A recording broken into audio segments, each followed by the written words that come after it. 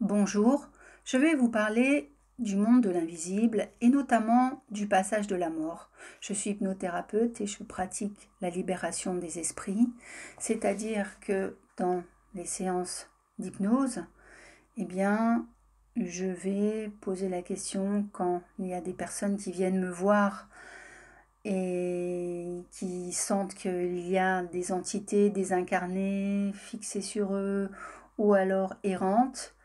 Eh bien, on va aller explorer ça. Parfois en séance, je vois, ou alors c'est simplement en clairaudience, j'entends qu'il y a un défunt aussi qui a besoin d'aide. Donc je vais vous apporter un éclairage par rapport à ça, par rapport au monde de l'invisible, cet invisible que nous ne voyons pas avec les yeux physiques, mais qui existe, hein, qui est bien parmi nous. C'est-à-dire que l'invisible est réel, il est là, autour de nous, oui, et en nous aussi.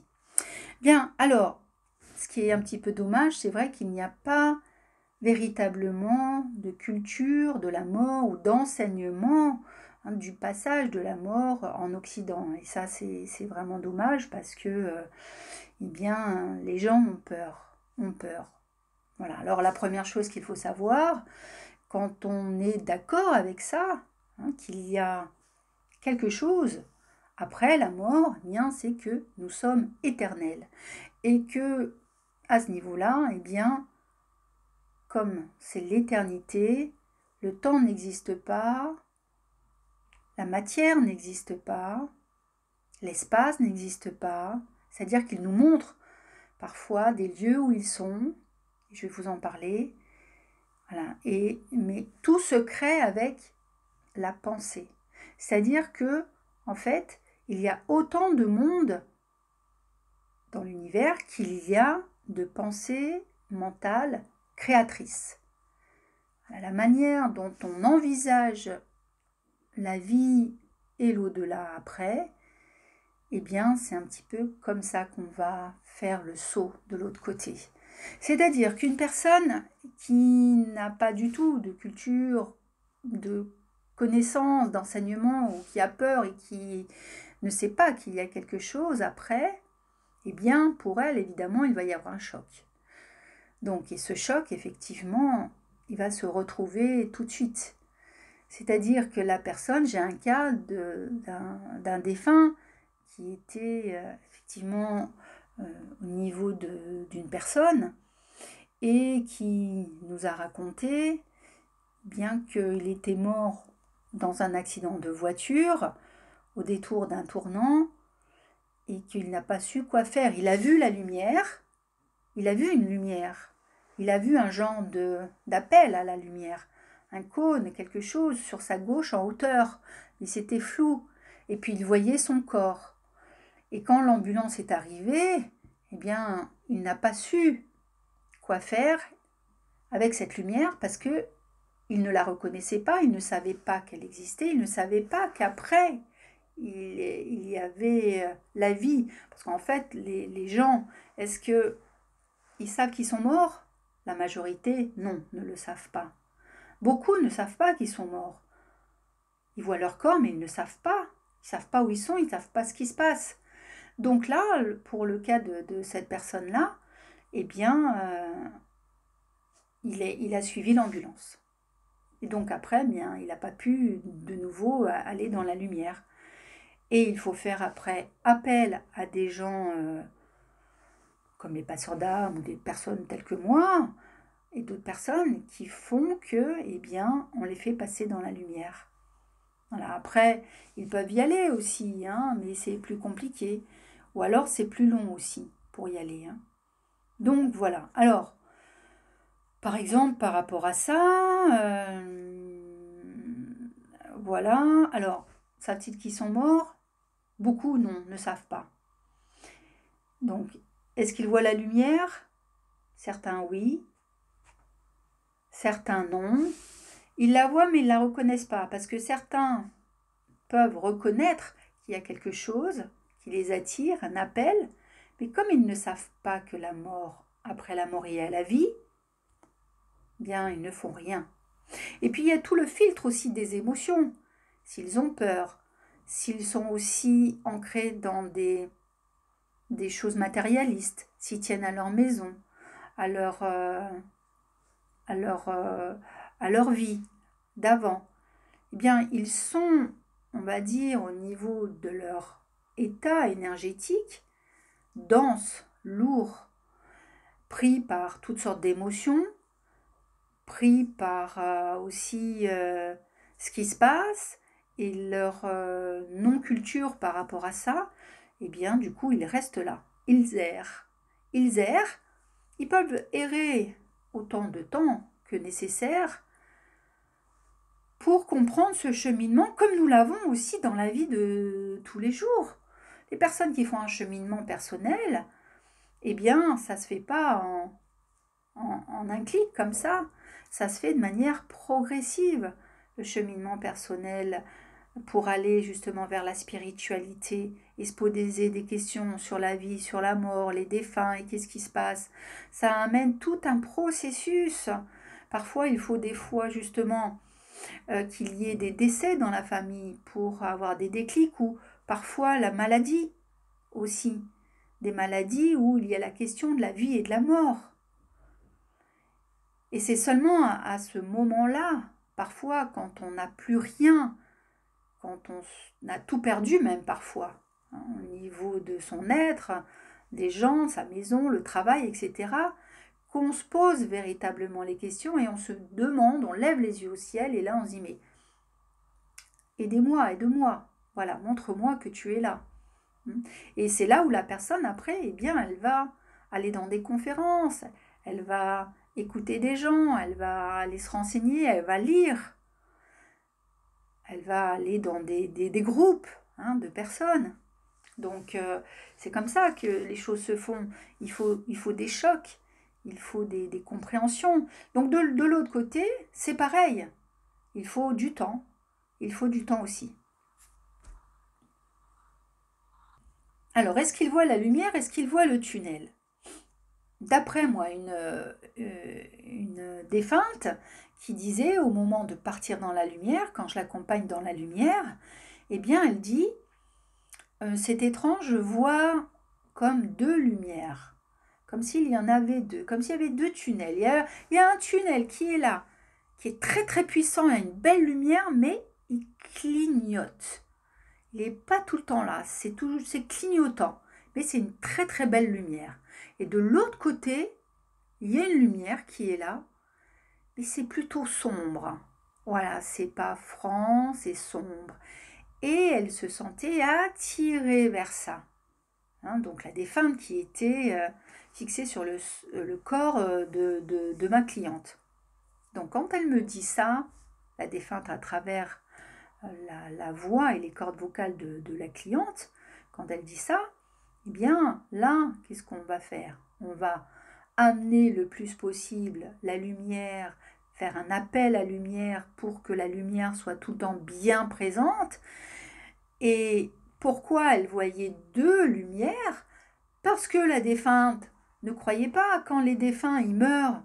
Eh bien, s'ils avaient déjà sur eux des entités négatives ou du bas astral, quand ils meurent, ils sont aussi avec ces entités du bas astral qui essayent de les attirer aussi vers le bas astral, qui essayent de les attirer. Pourtant, ils sont morts, mais ils essayent encore de les amener vers ces tunnels sombres de l'autre côté. Ce qui fait que là, au moment de la mort, par exemple, ma cliente, elle avait cette femme-là qui était morte d'un cancer et qu'elle connaissait très bien parce qu'elle lui avait pris son mari. Donc elle la connaissait et cette femme-là, la défunte, elle était méchante, voilà, elle faisait vraiment beaucoup de tort à ma cliente de son vivant. Voilà.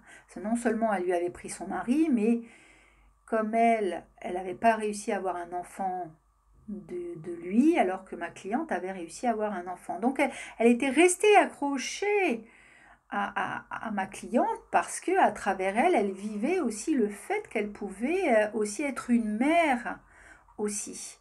Donc elle était accrochée comme ça. Voilà. Donc au moment de la mort, eh bien, elle avait des esprits malveillants sur elle. Donc, la défunte, je l'ai faite partir dans la lumière, mais aussi j'ai dû m'occuper des autres pour les faire partir dans le côté obscur, là où ils étaient, pour pas qu'ils accrochent d'autres personnes de leur vivant ou qui viennent, moi, soit qui restent dans mon cabinet ou qui viennent me suivre ou qui me créent des problèmes aussi par la suite. Hein, c'est ça aussi. Hein. Donc il faut aussi s'en occuper. Passeur d'âme, c'est pas simplement ou hypnothérapeute spirituel quand on fait la libération des esprits, parce que tout le monde ne fait pas la libération des esprits dans les hypnothérapeutes. C'est vraiment quelque chose de particulier aussi. Hein. C'est parce qu'il faut avoir la culture aussi du bien et du mal. Et il faut absolument connaître le mal. Satan, Dieu, Satan, je veux dire, non, Satan, il faut le connaître, Dieu, il faut le connaître aussi. Et il faut connaître, voilà, Lucifer, il faut connaître, voilà, sa manière de fonctionner. C'est quand même bien quand on connaît, voilà, Dieu et le diable quelque part. Hein. Et puis son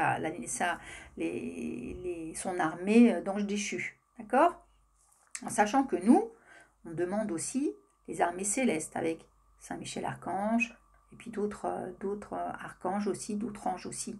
Hein, et des protections aussi de saints durant la séance. Donc on fait appel à la vraie lumière. On fait appel aussi, parce que quand même, dans ce monde-là, moi je le dis intérieurement, hein, mais si la personne, par exemple, elle croit en quelque chose, on peut faire des prières ensemble. Hein. Des fois, ça m'arrive de faire la prière du Notre Père. D'ailleurs, ça a servi justement lors d'une libération d'un esprit. Ça a été très très efficace. Hein. Donc, c'est important aussi ça, hein, d'être tourné vraiment vers la vraie lumière, le boss. Parce qu'il y a évidemment l'autre côté obscur qui est là tout le temps quand on délivre une personne. C'est comme au moment de la mort, ils sont là aussi. Donc, pour continuer sur le passage de la mort, effectivement, donc là, eh bien, je l'amenais dans la lumière. Alors, donc il peut y avoir différentes sources de lumière. Et puis, il y a aussi le fait que quand la personne, eh bien, elle meurt, elle peut justement, il y a une défunte qui était là depuis des millénaires, enfin des millénaires, non, peut-être pas quand même, elle était là depuis, oui, le Moyen-Âge, sur mon client, et en fait, elle était passée de corps en corps jusqu'au moment où elle trouve quelqu'un qui la libère. Et là, elle est partie. Mais ce qui s'est passé, c'est qu'elle nous a raconté qu'au moment de la mort, eh bien, elle a vu la lumière, elle a vu un genre de personne très bienveillante, et derrière elle aussi, elle a vu aussi quelque chose de sombre, un genre de taureau ailé, hein, qui est arrivé tout de suite après.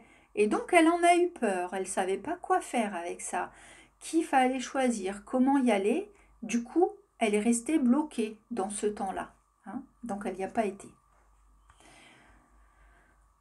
Alors, donc qu'est-ce qui se passe? Où vont-ils en fait quand les défunts meurent?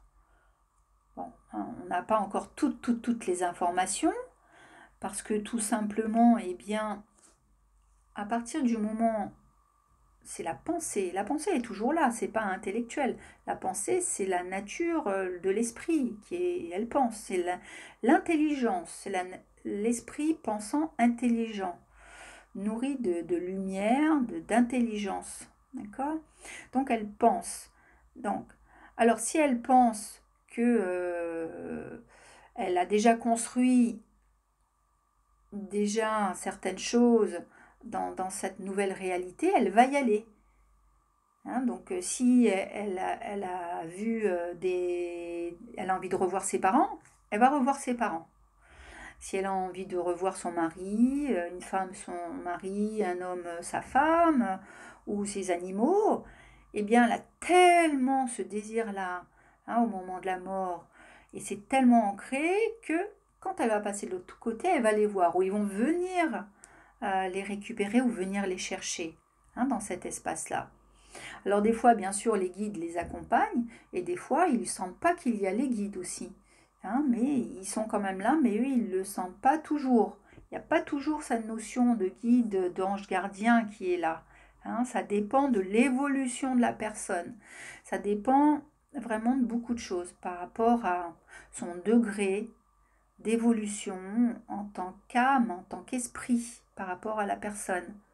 Hein, elle n'a pas toujours conscience de ça, qu'il y a un guide ou qu'il y a... Les défunts me disent, mais est-ce que vous voyez votre guide? Ils ne savent même pas qui c'est, ils ne savent pas ce que c'est. Non, mais par exemple, je vois mon père, ma mère qui viennent me chercher, par exemple. Hein, ou un frère, ou un amoureux. Voilà, ou plein de gens qui viennent me chercher. Voilà, ou qui me tendent les mains. Des fois, c'est ça, ils tendent la main vers le bas, et puis ils sont emportés. Hein, voilà, c'est cet amour-là. Donc, la manière dont on reçoit, dont on vit déjà aussi sur Terre, euh, qu'est-ce qu'on se projette dans l'au-delà, qu'est-ce qu'il y a après, ça va déterminer aussi la suite. Ça, c'est important. Hein. Et là, on part du principe que les défunts, les entités désincarnées sont bloquées. Alors, qu'est-ce qu'ils peuvent nous donner comme image? Eh bien, c'est que, par exemple, là, il y avait une entité désincarnée, un défunt, qui était comme enfermé dans une pièce et accroupi, sombre, et il était triste, et il n'avait que, comme il nous montrait comme s'il avait une bougie devant lui. Voilà. Et qu'est-ce que représentait la bougie? Eh bien, en fait, c'était la personne sur laquelle il était attaché. Voilà, le client que j'avais. La personne, eh bien, voilà, il s'était attaché à elle parce qu'il y avait quelque chose qu'il appréciait en elle, qui lui donnait de l'espoir, de la lumière, parce que c'était quelqu'un qui croyait beaucoup euh, en, on va dire, ah oui, à la lumière, qui était croyant, hein, de la lumière. Je ne peux pas dire chrétien, en tout cas pas catholique, mais chrétien, voilà, chrétien, et qui croyait. Voilà, donc il se raccrochait à cette lumière-là, voilà. Mais lui, il n'arrivait pas, hein, à sortir de ça. Il y a aussi l'image qu'elle m'a montrée, la défunte, où elle était dans une forêt. Et la forêt, eh bien, c'était toujours le même paysage. Toujours, voilà, c'est la forêt, elle bougeait pas. Et elle marchait. Elle marchait, tandis que le paysage était toujours le même. Ça bougeait pas. Donc elle était dans ce paysage qui ne bougeait pas, qui était toujours le même. Et elle était toujours en train de marcher. Après, il y a les endroits, évidemment, où ils sont dans le brouillard, et comme ils ne savent pas où aller parce qu'ils ne posent pas de questions, le problème, c'est ça, c'est que ils ne savent pas. Ils ne savent pas qu'ils sont morts, ils ne connaissent pas leur situation, donc ils sont dans le flou total. Donc comme ils sont dans la confusion et le flou total, eh bien ils sont dans des lieux où il y a le flou et la confusion aussi. Parce qu'ils n'arrivent pas à reconnaître la lumière, parce que ils sont dans des zones où ils errent, tout simplement. Parce que déjà, de par nature, au niveau psychique, au niveau de leur vie aussi personnelle, ils étaient dans une certaine errance. Alors, ce qu'il y a aussi, c'est que lorsque j'ai dû faire partir un défunt, c'était le grand-père du petit garçon, eh bien, le grand-père du petit garçon de 7 ans, qui était, on va dire, un petit peu quand même pris par des entités quand même assez du bas astral négative, on va dire. Hein. C'était pas du plan divin, c'était plutôt de l'autre côté, hein, du mal. Donc des démons, on va dire, hein, des démons tout simplement. Eh bien, puisqu'il était malade, il faisait des crises, il criait, enfin bon, on va pas dire qu'il était possédé, mais il y avait un genre de possession quand même, hein, de cet ordre-là. Et quand les parents m'ont appelé, eh bien, la deuxième fois, eh bien, on a fait une libération. Donc, les parents étaient vraiment à côté, et puis ils tenaient le petit garçon. Et puis là, j'ai dû inventer toute une histoire pour que le petit garçon ne soit pas effrayé et qu'on ne parle pas des esprits. Donc j'ai dû travailler avec, comme il aimait bien, des héros aussi des autres mondes. Donc voilà, on a travaillé là-dessus. Et en fin de compte, le grand-père, donc, qui avait donné quelque part la maladie aussi à son petit-fils, qui avait une leucémie aussi, et qui était très proche, le grand-père, donc de sa, de sa fille. Hein. Il voulait pas quitter sa fille et il voulait pas quitter le petit garçon, donc il s'était mis à la naissance sur le petit garçon. Voilà, le fils de sa fille qui vraiment, ils avaient une relation très, très intense, très belle, de père à fille. Eh bien, ensuite, quand il a fallu le libérer, ce défunt, eh bien, moi, il m'a montré l'image qu'il était au milieu de nulle part. C'était comme un genre de cabane de 2 mètres carrés, même pas, tout petit, tout restreint, genre même une cabane de toilette, quoi, du fond du jardin, quoi, par exemple. Ça pourrait être un petit peu ça. Avec une porte. Donc tout autour, c'était très sombre. Il entendait des bruits vraiment très très sombres. Donc il était dans la région quand même assez du bas astral. Parce qu'il y avait des démons qui étaient aussi là, avec lui, sur lui, on va dire. Et donc, ce qui s'est passé, c'est que j'ai vu cette image-là et il m'a montré ça et je me suis dit, mais je lui ai dit, mais vous pouvez partir maintenant, tu peux partir, parce que j'ai tout simplement vu qu'il y avait une porte, mais que la porte, elle n'était pas soudée, il n'y avait pas de verrou, il n'y avait pas de cadenas, enfin, il n'y avait rien, il n'y avait pas de chaîne, il n'y avait rien. Mais par contre, tout autour de lui, autour, c'était des bruits très, très sombres. Il y avait des entités maléfiques, parce que dans la maison où il y avait justement l'arrière-grand-père, tout ça, c'était une maison hantée encore de nos jours. Et donc le petit garçon avec les parents y avait été, et c'est comme ça qu'il y avait un esprit qui avait pénétré. Quand j'ai entendu le papa qui me racontait l'histoire, il a vu que, euh, que son fils il y a eu comme un esprit qui est rentré dans les yeux de son fils à ce moment-là. Et donc il y a eu quelque chose qui s'est passé dans cette maison hantée où ils entendaient des bruits d'enfants alors qu'il n'y avait pas d'enfants la nuit, enfin des cris, etc. Bon, donc c'était assez compliqué. Et effectivement, donc le grand-père, il était enfermé. Et quand j'ai vu ça, j'ai dit, mais voilà, tu peux sortir, il n'y a rien qui t'empêche, tu peux sortir. Et donc je l'ai fait partir. Et tout autour, j'ai demandé, donc voilà, j'ai parlé donc aux entités démoniaques, on va dire. J'ai dit, mais pourquoi vous le gardez en fait? Et ils m'ont fait comprendre mais il peut partir quand il veut. C'est parce qu'il a peur. On l'a mis là, mais en fait, il peut partir quand il veut.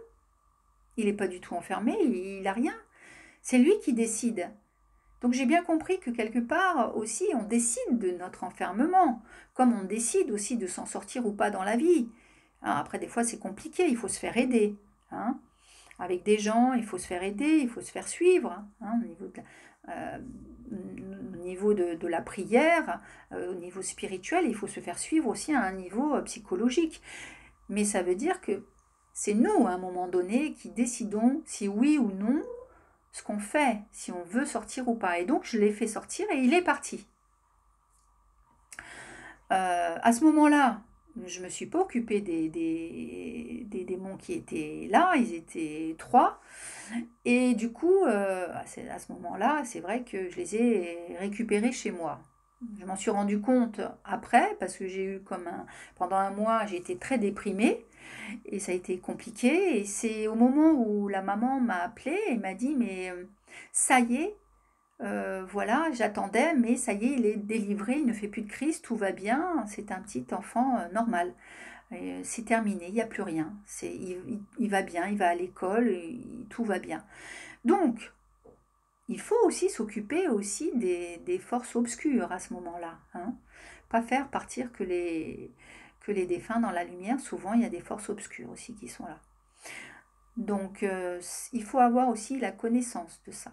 Hein, parce que soit ils peuvent agir sur nous, sur notre entourage, sur notre psychisme, sur une voiture, sur la maison, enfin sur les gens aussi qui sont autour de nous. Hein, ils vont nous les mettre à dos, hein, quelque part. Des, ils vont créer des disputes, ils vont créer la, des désunions, on va dire, avec ces personnes-là.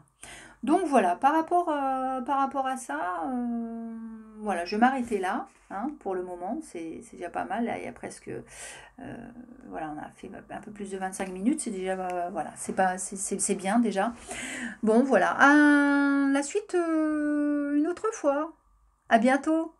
N'hésitez pas à commenter, partager, à vous abonner là, en allant sur Hypnosora, pour avoir les nouvelles vidéos. Voilà. Et puis si vous avez des questions par rapport à cette vidéo, hein, sur le passage de la mort, et si vous voulez aussi que je vous raconte aussi d'autres choses par rapport à ça et que je fasse d'autres vidéos, voilà, eh bien vous pouvez m'envoyer un mail aussi, et contact@hypnosora.com. Voilà. Et pour vous abonner, eh bien, vous pouvez appuyer là-haut sur Hypnosora. Voilà, à bientôt pour les nouvelles vidéos. Au revoir.